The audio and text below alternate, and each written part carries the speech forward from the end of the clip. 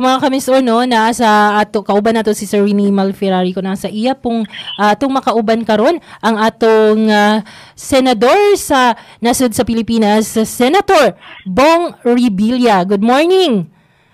Yes, good morning at sa lahat ng mga nakikinig sa atin. Ayan, good morning Senator Bong. Live po kayo sa Miss O Radio 87.5 FM. Kasama niyo po si Miss O Steph Berganyo at co-host ko po na si Sir Rene Malferrari. So, Senator, kumusta? Kumusta naman po ang ikot ninyo itong kampanyang season na ito, Sir Senator? Okay naman. Miski ako ay kagagaling ko lang dyan sa inyo sa Miss Or. At yes. Nakaharap ko yung mga mayors and congressmen natin dyan at ang ating gobernador. Mm-hmm. Pero nagpapasalamat ako sa kanilang pagsuporta sa akin at maging yung mga mamamayan dyan sa suportan nyo po ay yan. Tingin ko naman ay alam mo, ang Mindanao palaging naka all-out support kay Bong Revilla ever since. Wow. Bata pa ako, artista, no? Sa pagka-artista ko talaga naandyan, suporta sila. Pelikula, telebisyon, mapa-public service, palaging naandyan ang mga Mindanaoan, suportahan na po.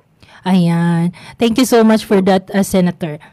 Senator, kayo daw po ang nagsulong ng pagsasabatas nitong Kabalikat sa Pagtuturo Act sa Senado. Bilang kayo ang principal author at sponsor nito, ano po ba ang nilalaman ng batas na ito, sir?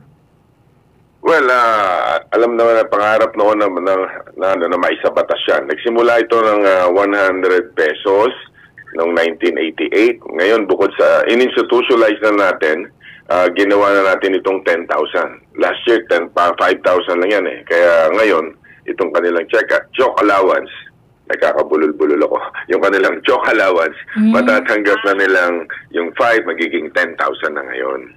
Kaya ito, kasi kalimitan, nag-aabono yung ating mga teachers. Ito, hindi na sila bubunot sa sarili nilang bulsa at meron na silang 10,000 na pang-abono. Ayan. Not na tax-free yan, buong-buo nila makukuha. Oo naman. Napakaganda namang yung sinusulong niyo po, Senator. So, dito naman po tayo.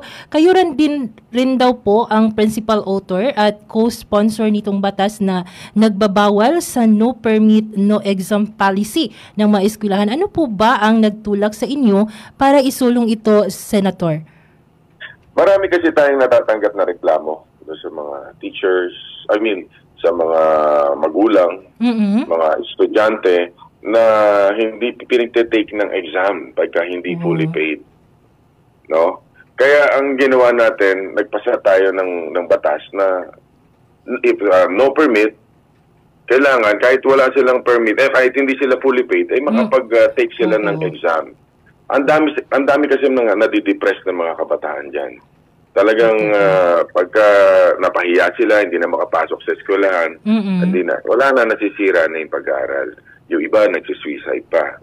Kaya yung mga ganong bagay ay para maiwasan natin. Kapag hindi talaga sila makapagbayad ng tuition fee, sabi ko nga, pwede naman sila tumakbo sa DSWD o sa mga LGUs o pwede sa amin man para matulungan sila. Kaya ngayon pinagbawal natin yung anti-no permit, no exam policy na yan. Wow. Kaya, Senator, nabalitaan natin po na meron ka ring mga regalo para sa ating mga lolo at lola.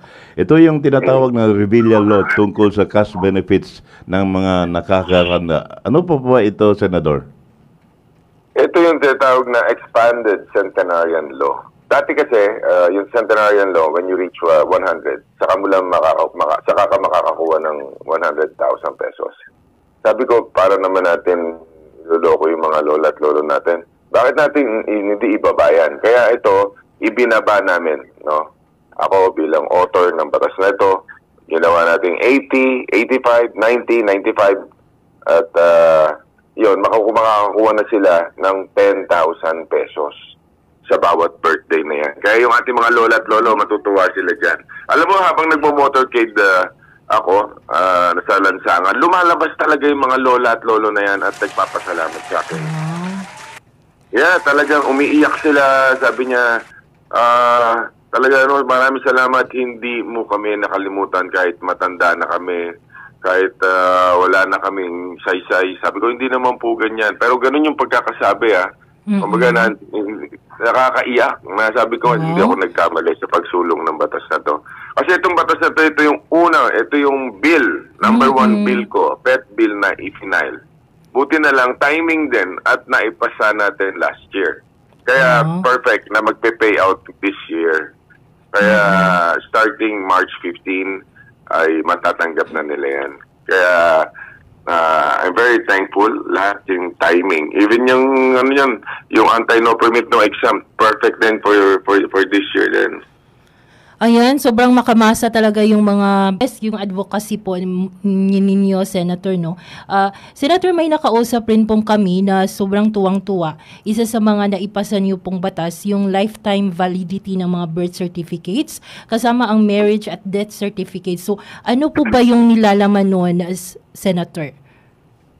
Kasi nakakaawa yung mga kababayan natin, no? Paulit-ulit na nagbabayad at pumipila para sa mga PSA documents. Ngayon, ang birth, death, marriage certificates ay wala ng expiry date. Dahil lang mga marriage naman, di man nag-expire yan Di ba? Pipila-pila ka doon para pinapagod lang natin yung mga tao. Minsan pagdating mo doon, ang haba ng pila, babalik ka pa.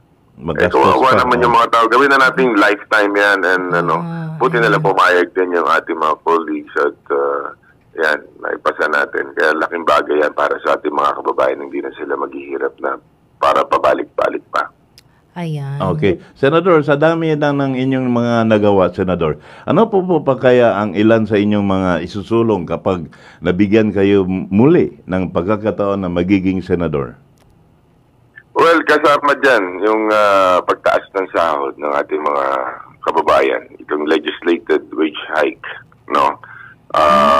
Simulat sa pool nung unang termino ko pa lang, ay walang mintisan nating pinaglalaban ng pagtaas ng sahod ng mga manggagawa.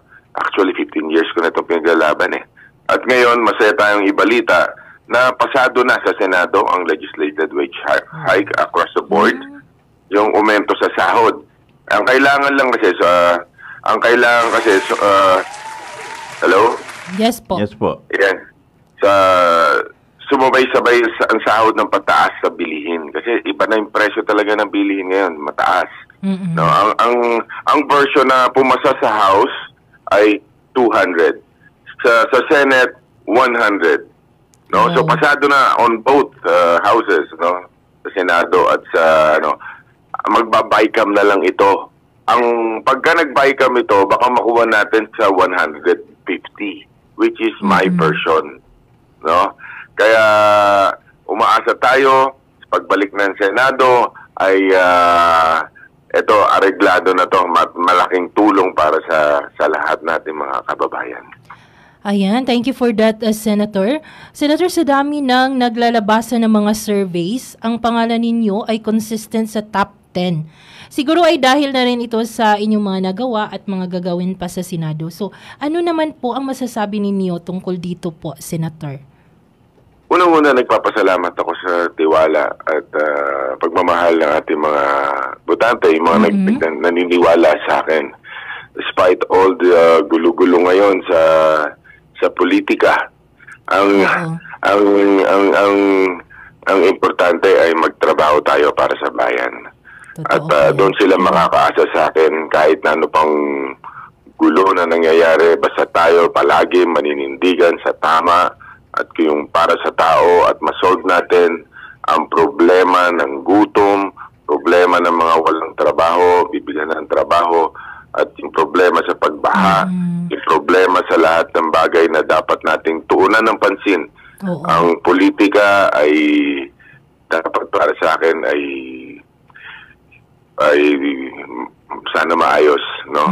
Tungkol sa mga nangyayari. Alam ko hindi nyo na tinatanong sa akin yan, pero yes, isa-segue ko na lang na importante magmahalan tayong lahat. Dahil pag habang nagkakawatak-watak ang ating mga kababayan, mga Pilipino din ang maapektuhan. Basta si Bong Revilla, maninindigan ako para sa inyo, mga kababayan ko. Tandaan nyo po yan. Wow. Para sa inyo. Yan. Okay. Bilang panghuli, Senador, ang tanong ng lahat, sa darating na halalan, bakit ikaw? Bakit si Bong Revilla? Dahil si Bong Revilla may paninindigan. Si Bong Revilla mapagmahal. Si Bong Revilla nagtatrabaho para sa bayan. Si Bong Revilla may puso. Ramdam ang pagmamahal ng tao sa kanya. Kaya ramdam ko at ibabalik ko sa tao ang pagmamahal na yan. Ayan, thank you so much, Senator Bong Revilla. Thank you very much po. Thank you.